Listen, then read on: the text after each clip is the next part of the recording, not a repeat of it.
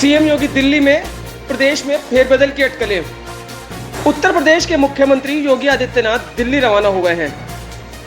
CM योगी गृह मंत्री अमित शाह से मुलाकात करेंगे। इसके बाद उनकी पीएम नरेंद्र मोदी से शुक्रवार को मुलाकात होनी है। अचानक सीएम योगी के दिल्ली दौरे को लेकर लखनऊ के राजनीतिक गलियारों में अटकलों का बाजार गर्म हो गया है। माना जा रहा है कि पीएम नरेंद्र मोदी और अमित शाह से उनकी ये मुलाकात यूपी में कई मुद्दों पर हो सकती है। इस पर पंचायत चुनाव में पार्टी का प्रदर्शन, आगामी विधानसभा चुनाव और वैक्सीनेशन आदि मुद्दे प्रमुख हैं। यूपी में वर्तमान में चल रहे राजनीतिक घटनाक्रम पर भी चर्चा हो सकती है या फिर मंत्रिमंडल में फेरबदल की भी अटकलें हैं।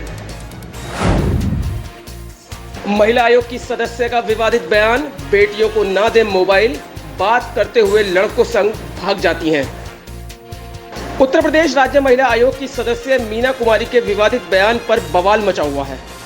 दरअसल मीना कुमारी ने कहा है कि लड़कियां घंटों मोबाइल पर बात करती हैं, बेटियों को मोबाइल नहीं देना चाहिए। उन्होंने यह भी कहा कि लड़कियां अगर बिगड़ गईं तो उसके लिए उनकी मां पूरी तरह जिम्मेदार है। चूंकि लड़कियां लड़कों के साथ घंटों बैठती हैं और उनके मोबाइल चेक नहीं किए जाते, घर वालों को पता नहीं होता और फिर मोबाइल से बात करते करते वो लड़कों के संग भाग जाती हैं।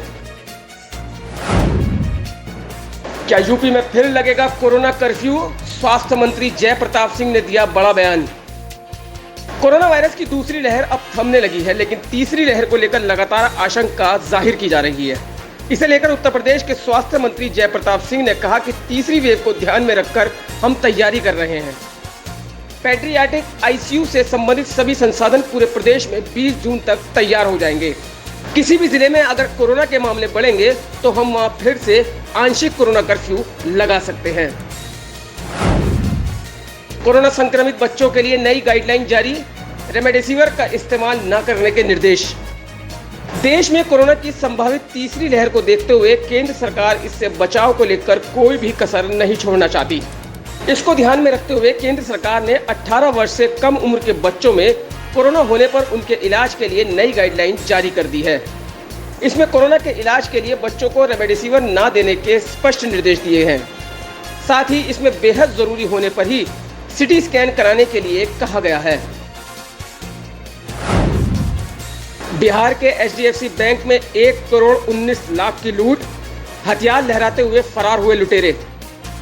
बिहार के वैशाली जिले के हाजीपुर स्थित एचडीएफसी बैंक की ब्रांच से 1 करोड़ 19 लाख रुपए लूट लिए गए हैं। बताया जा रहा है कि इस वारदात को बाइक सवार 5 बदमाशों ने अंजाम दिया है।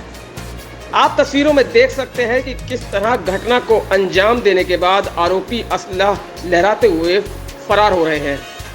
वहीं इस मामले की जानकारी मिलने के बाद शहर में हड़कंप मच गया है और पुलिस ने नाकेबंदी करते हुए आरोपियों की तलाश शुरू कर दी है। कमिश्नर सुरेंद्र सिंह ने ली विकास कार्यों की समीक्षा बैठक। कमिश्नरी सभागार में मेरठ मंडल के कमिश्नर सुरेंद्र सिंह ने विकास कार्यों की प्रगति को लेकर एक समीक्षा बैठक की। बैठक के दौरान कमिश्नर सुरेंद्र सिंह ने सभी जनपदों के जिलाधिकारियों और मुख्य विकास अधिकारियों से उनके जनपद में होने वाले विकास कार्यों के बारे में क्रमवार समीक्षा की। मेरठ में कपड़ा कारोबारी से रंगदारी मांगने वाले पुलिस की पकड़ से बाहर। लालकुटी थाना क्षेत्र में कपड़ा कारोबारी सतनाम नैयर से 25 लाख रुपए की रंगदारी मांगने वाले आरोपी अभी भी पुलिस की पकड़ से बाहर है। लेकिन पुलिस अधिकारियों का दावा है कि क्राइम ब्रांच के अलावा अन्य पुलिस टीमें लगी हुई हैं। जल्द ही आरोपियों को गिरफ्तार कर लिया जाएगा। वहीं संयुक्त व्यापार संघ अध्यक्ष अजय गुप्ता ने पीड़ित व्यापारी सतनाम नैयर से घर पर उनके मुलाकात की और कार्रवाई का भरोसा दिलाया। साथ ही कहा कि उन्हें घर व दुकान पर सुरक्षा भी दी जाएगी। वाइफ के फोन पर वही कहा कि मेरे को 25 लाख की आपकी उसके चाहिए, तो नहीं तो मैं आपके लड़के के साथ, पुत्र के साथ कुछ भी कर सकता हूँ। 2 दिन का मैं टाइम दे रहा हूँ और उसने एड्रेस कुछ नहीं। कंगना हुई कंगाल, बोली काम नहीं था इसलिए टैक्स भरने में हुई देरी। बॉलीवुड एक्टर कंगना रनौत अपने बयानों की वजह से अक्सर चर्चाओं में रहती हैं, लेकिन इस बार शायद वो कंगाल हो गई हैं। जी हाँ, पिछले साल वे अपना आधा टैक्स नहीं भर पाई क्योंकि उनके पास कोई काम नहीं था। कंगना का यह भी कहना है कि अगर सरकार बकाया रकम पर इंटरेस्ट चार्ज करती भी है तो उन्हें कोई भी दिक्कत नहीं है। अपनी इंस्टा स्टोरी पर कंगना ने इस बात की जानकारी देते हुए लिखा कि मैं हाईएस्ट टैक्स स्टेप में आती हूं। मैं अपनी इनकम का 45% टैक्स देती हूं, जबकि मैं हाईएस्ट टैक्स देने वाली एक्ट्रेस हूं, लेकिन काम न होने के कारण पिछले साल का आधा टैक्स नहीं दे पाई। नहीं रहे एशियाई खेलों में स्वर्ण पदक जीतने वाले बॉक्सर डिंको सिंह, खेल जगत में शोक की लहर। एशियाई खेलों में स्वर्ण पदक जीतने वाले पूर्व बॉक्सर नंगोम डिंको सिंह का 42 वर्ष की उम्र में निधन हो गया। साल 1998 में उन्होंने एशियाई खेलों में भारत को स्वर्ण पदक जिताया था।